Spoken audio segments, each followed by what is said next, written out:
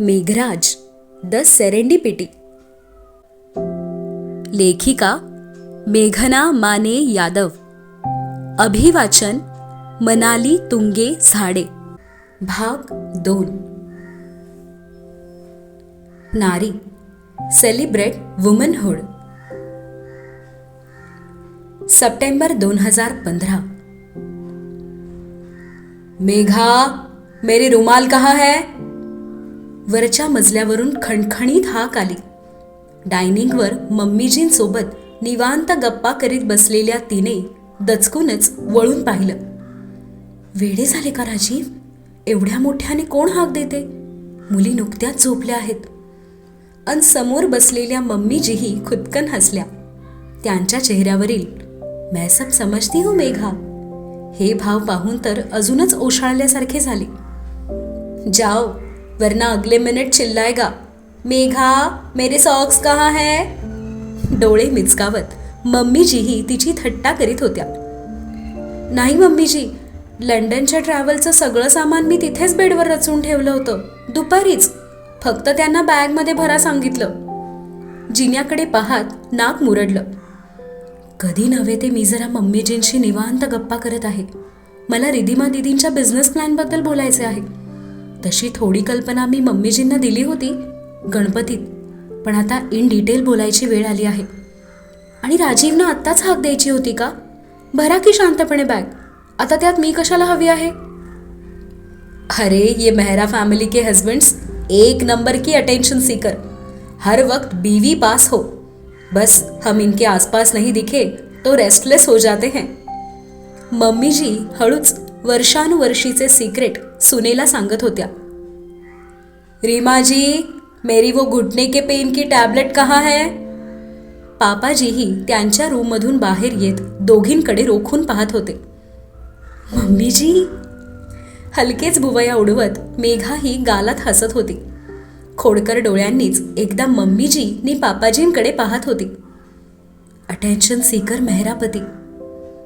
अरे मेघा, वो उनकी नई मेडिसिन आज ही मंगवाई है ना, वो उनको पता नहीं.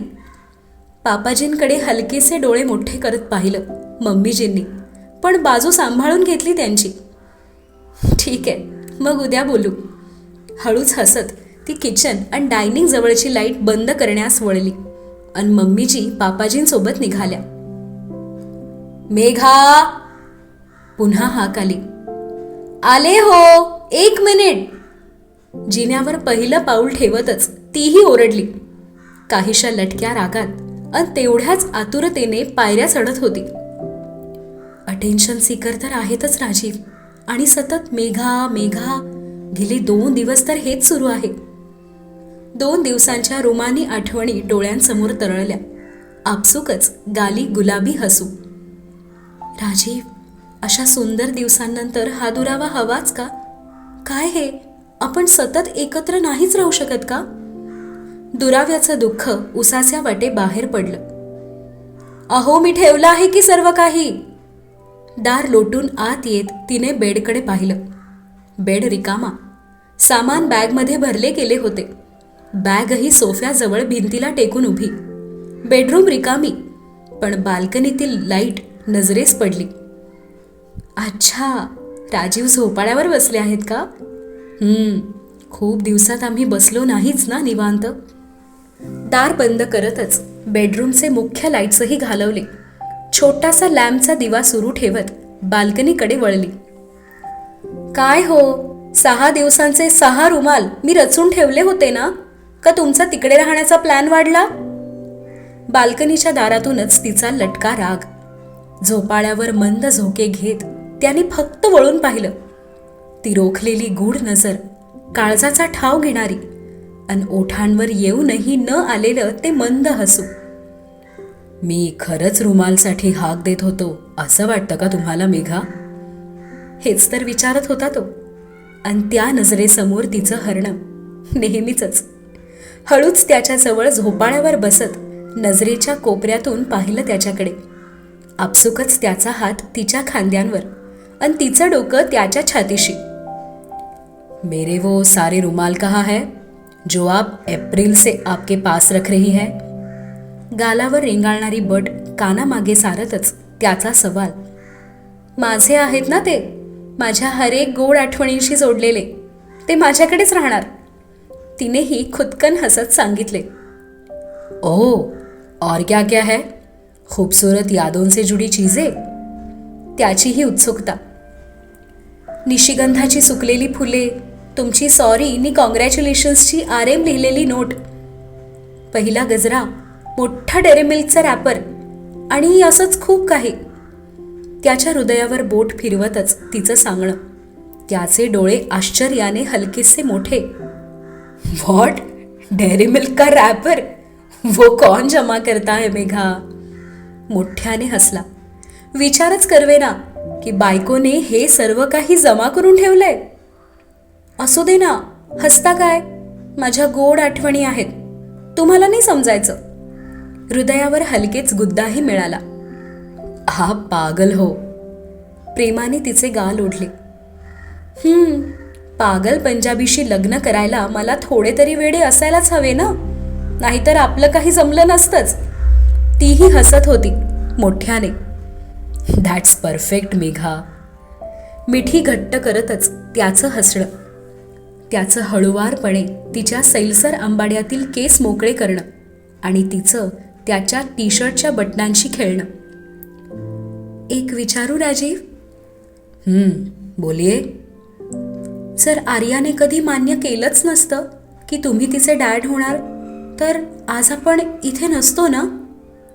नुसत्या विचारानेच आवाज गहिवरला. हाँ, तो मैं आज भी आर्या का अंकल होता, और आप जिया की आंटी. तिच्या डोक्यावर हनुवटी टेकवतच घट्ट धरून ठेवलं तिला. दूर दूर असतो हा विचार त्यालाही सहन होईना.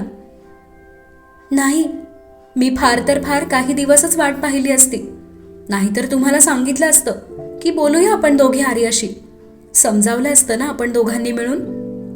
तिने मार्ग शोधून ठेवलेला हे त्याला सांगणे गरजेचे. ओह अच्छा, तब तो आपको पहले मुझसे आपके प्यार का इजहार करना पड़ता कि अहो राजीव, ते ना माझं तुमच्यावर, म्हणजे तुमच्यावर प्रेम आहे. आपण लग्न करूया आणि दॅट्स वाय आर्याशी बोलूया. तिच्या हळुवार बोलण्याची नक्कल करत होता. अंदंडावर जोरदार चापट मिळाली. मी काय इजहार करू? ते तर तुम्ही करायला हवे होते ना, पण तुम्ही तर काही बोलतच नव्हता. राग दाखवायचा म्हणून मिठीतून सुटायला गेली, पण त्याने अजूनच घट्ट जवळ धरून ठेवलं. ओहो, तो आप मेरे इजहार मोहब्बत का इंतजार कर रही थी. मुझे तो लगा नजरों से ही इजहार हो गया और आपकी झुकी पलकों ने हमारा प्यार मंजूर भी कर लिया. खोडकर अंदाजात मानेवरून बोट फिरवले आणि शहारून तिने पोटाला घट्ट मिठी मारली. राजीव, नको ना. छातीवर चेहरा घुसळला प्रेमाने. शायद मुझे भी श्वेता की बात सुन लेनी चाहिए थी. त्याचं ओठ घट्ट करतच बोलणं. श्वेता की बात म्हणजे? तिने मान उंचावत आश्चर्याने पाहिलं. श्वेताने यांना काय सजेस्ट केलं? वही जैसे आजकल प्रपोज किया जाता है, कैंडल लाइट डिनर या फिर कोई रिसॉर्ट बुक करता, फूल, लाइटिंग, म्यूजिक या फिर प्राइवेट यॉट पे प्रपोजल. कपाळावर नाखुशीच्या आठ्या होत्या आणि तिचं खळखळून हसणं.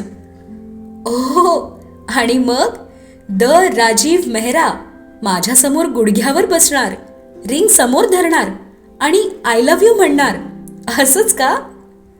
कल्पना करूनच हसू आवरत नव्हते. ओह गॉड, कांट इमॅजिन. तोही आठ्यांसोबतच हसू लागला.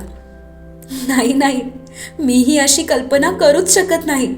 तुम्ही आणि हे असे आय लव्ह यू म्हणणार? असं काही तुम्ही केलं असतं तर बहुतेक मी तिथेही अशीच वेड्यासारखी हसू लागले असते. हळूच त्याच्या खरखरीत गाली ओठ टेकवले. हाँ, मेरी सारी मेहनत पर पानी. इतना प्लानिंग करो, बुकिंग्स करो, फिर बहुत सारी हिम्मत जुटाओ कि आपको प्रपोज करना है, और आपका रिएक्शन क्या? ये हसी. तिच्या खळीवर ओठ टेकवतच प्रेम व्यक्त केलं. बरं झालं तुम्ही असं काही केलं नाही. खूपच टिपिकल प्रपोजल झालं असतं ना ते. आमचे मेहराजी तर भर दिवसा गोल्ड शोरूममध्ये येऊन बेधडकपणे विचारतात, Megha will you marry me? हसतच मान डोलावली. हाँ, अपनी बायको को भगाने का मजा ही कुछ और था. त्यानेही डोक्यावर डोकं हलकेच आपटलं. उभा राहिला आणि तिला हाताला धरतच उभं राहण्याचा नजरेनेच इशारा. काय झालं? त्याच्या हाताच्या आधाराने उभं राहत विचारत होती की पुन्हा उचलून घेतलं तिला दोन्ही हातांच्या झुल्यात. राजीव, काय करत आहात? सोडा मला. साडीतील पाय हलवतच तिचं गोड आर्जव. भगा के ले जा रहा हूं.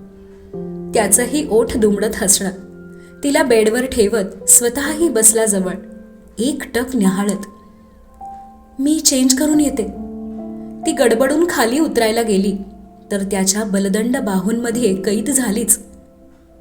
जान, मैं हूं ना. कानाशी रेंगाळणारा उष्ण श्वास आणि मोकळ्या कमरेवर फिरणारी बोटं सुचवत होती काहीतरी मोहक. मेघा, ये रुमानी रात, बस यूं ही करीब रहिए. प्यार करना है आपसे रात भर. राजीव, तुमचे हे रुमानी अंदाज कसं सांभाळायचं मी स्वतःला? पण का सांभाळायचं मी स्वतःला? आवडतं मला हे असं वाहवत जाणं तुमच्यासोबत, विरघळत जाणं तुमच्या मिठीत, आणि तृप्त होणं तुमच्या प्रेमाच्या वर्षावात.